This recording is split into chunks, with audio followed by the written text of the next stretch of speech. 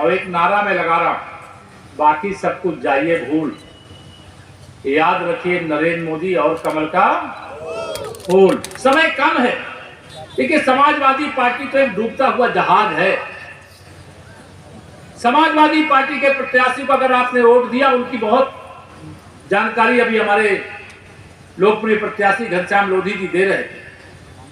अगर समाजवादी पार्टी को अगर वोट देते हैं तो जैसे कि अपना वोट बर्बाद करना। भारतीय जनता पार्टी को अगर आप अपना आशीर्वाद रूपी वोट देते हो तो दिल्ली के खजाने से भी रामपुर का हिस्सा ला करके देने वाला आप प्रतिनिधि चुन करके भेजने का काम करो। जब डबल इंजन की सरकार है तो डबल इंजन का फायदा मिलना चाहिए कि नहीं मिलना चाहिए? ऐसा व्यक्ति बना करके संसद में भेजना है क्या कि बाकी समय उसका जेल में ही बीत जाए?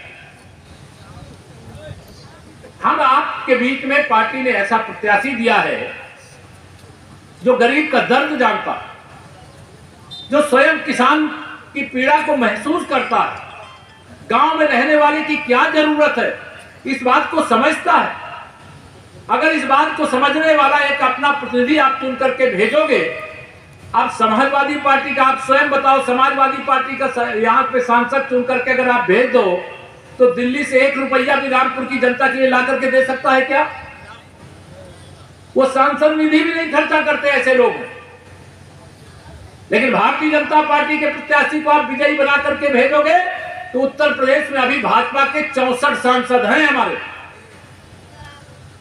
उसमें 2 प्लस होने जा रहे हैं, एक रामपुर का, दूसरा आजमगढ़। और विकास के लिए लक्ष्मी जी चाहिए, और लक्ष्मी जी कोई साइकिल में बैठ के तो आएंगी नहीं, वो कमल के फूल पर बैठ करके आएंगी। इसलिए कमल को खिलाइए और आप भरोसा रखिए।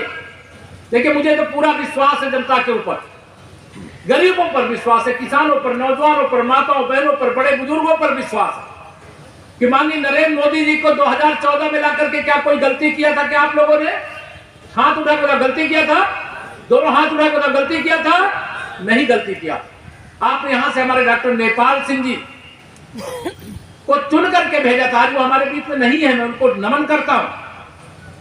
2019 का चुनाव सपा बसपा के गठबंधन के कारण अब हमारा चुनाव 1 लाख लगभग वोट से हार गए थे हमारे प्रत्याशी। लेकिन अब सपा बसपा का गठबंधन नहीं है, और जब सपा बसपा का गठबंधन नहीं है, सपा प्रत्याशी कहीं लड़ाई में है क्या? हाथ उठाकर लड़ाई में है क्या? हमें आपको उत्साह दिखाना, लड़ाई में नहीं है तब भी हमें अपने बूथ पर प्रयास करना। में एक नारा लगाया करता, 100 में 60 हमारा है,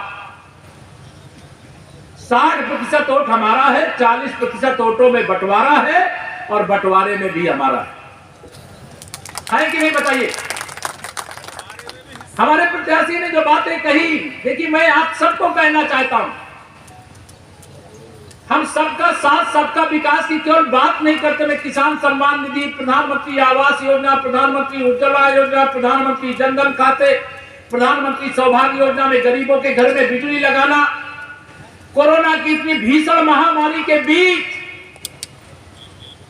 प्रदेश के 14 करोड़ से अधिक गरीबों को 2 साल से अधिक समय हो गया फ्री में राशन देने का काम किया जा रहा है कि नहीं किया जा रहा?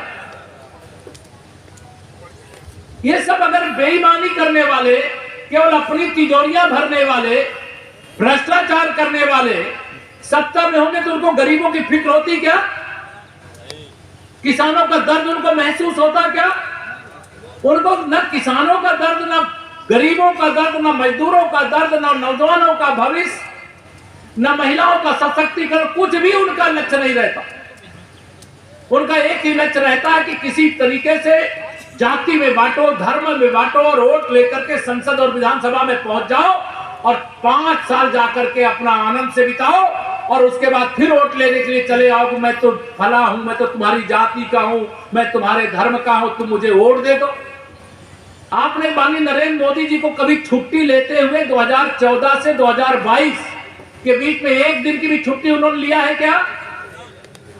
जो दिन रात केवल देशवासियों के लिए, प्रदेशवासियों के लिए परिश्रम की पराकाष्ठा गरीबों के लिए कर रहा, उनके हाथ को हमारी केंद्र में सरकार है और हमारी सरकार न कोई 2 सांसद से गिर जाएगी न तो बन जाने वाली बात है।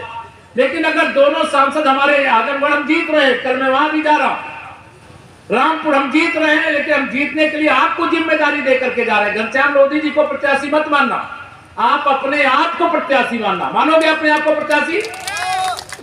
यहाँ मंच पर जो लोग बैठे हैं, स्वयं केशव प्रसाद मौर्य, मैं सब जगह जाता हूँ कहता, मैं अपने एक एक कार्यकर्ता कहता हूं कि अगर केशव प्रसाद मौर्य डिप्टी सीएम है तो मेरा एक एक कार्यकर्ता डिप्टी सीएम है। तो आप सबको जिम्मेदारी देकर के जा रहा। घनश्याम लोधी जी को तो एक चुनाव निशान देकर के यहां अधिकृत प्रत्याशी के रूप में भेजा गया। घनश्याम जी सांसद बनेंगे, लेकिन जीतेगी भाजपा, जीतेगा कमल। और जब कमल जीतेगा तो कमल खिलाने वालों की छाती चौड़ी होगी कि नहीं चौड़ी होगी, बताइए। उसे चौड़ा करने का काम, उस विश्वास को अर्जित करने का काम हो गया। 2022 में 400 सीट जीतने वाले भाजपा 3 भी नहीं जीते, इस प्रकार की बयानबाजी करने वाले लोगों को जनता ने विदा कर दिया। अब सपा वापस आने वाली है क्या? आपको लगता है क्या कभी? सपा का कोई भविष्य नहीं। सपा समाप्तवादी पार्टी है, और जब सपा समाप्तवादी पार्टी है तो क्या है, वो डूब रहे हैं जिस नाव में हम क्यों बैठेंगे जिसमें बड़ा सा छेद है और वो स्वयं डूब रही है नाव, तो हम भी डूबना चाहेंगे क्या? मैं आप सब लोगों से आज यहाँ पर यही अपील करने के लिए, प्रार्थना करने के लिए आया हूँ। हमारे यहाँ अगड़ा, पिछड़ा, अनुसूचित, अल्पसंख्यक, बहुसंख्यक का भेदभाव नहीं होता। मेरे प्रधानमंत्री जी ने जब स्वच्छ भारत स्वस्थ भारत का नारा दिया तो बताइए, अपने हाथ में झाड़ू लेकर के स्वच्छ भारत अभियान में स्वयं शुरुआत किया था कि नहीं किया था, बताइए।